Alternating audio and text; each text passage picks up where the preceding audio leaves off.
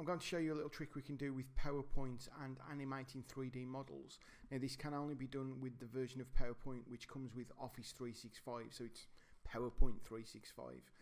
Most people who have an Office subscription will have access to this. You can download it from office.com, you sign in with your work or school email address, and you can download Office 365 and put it on up to 5 machines at home. If you have a machine which has come from a place of business or from a school, chances are you will have PowerPoint 2016 or Office 2016, and this feature isn't available. It is only available in the Office 365 version. So I'm going to start by just clearing this slide. So I'm going to go to Insert and 3D Models. So we get quite a few categorized options. For this one I'm just going to go into space, but of course we could type in what we were looking for. And I'll just pick the 3D model of the rover and click Insert.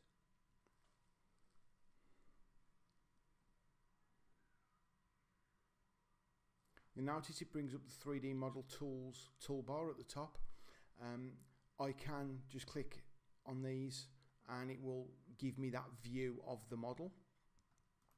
As with anything else in PowerPoint, I can also resize that, move it round, rotate it through that axis if I wanted to. However, because it's a 3D model, we have this gimbal in the middle, and I can use the mouse button, just hold down on the gimbal, and as you can see, you can move the model into any orientation that you want and resize or shrink it as and when you need to.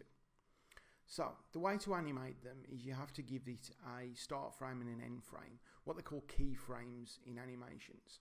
So what we will say here is that will be our start frame, and then I'm going to duplicate this slide. So I right click on the slide in the slide sorter and duplicate slide. You have to do it this way, otherwise it doesn't work. In the second slide, I'm now going to do my second keyframe.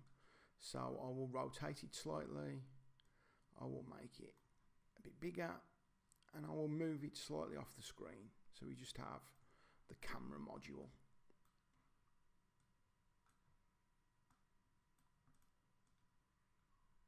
In the corner. Okay, so there's our first slide, and there's our second slide. Or, another way, there's our first keyframe, there's our second keyframe.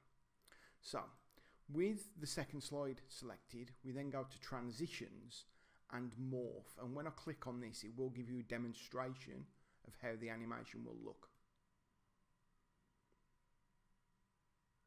We're happy with that, and we can actually see it now in full screen. So as you can see, this can really make our presentations pop. We could then, after having that movement, go into the second slide and put up some titles, and anyone watching it, there will be a certain wow factor to it.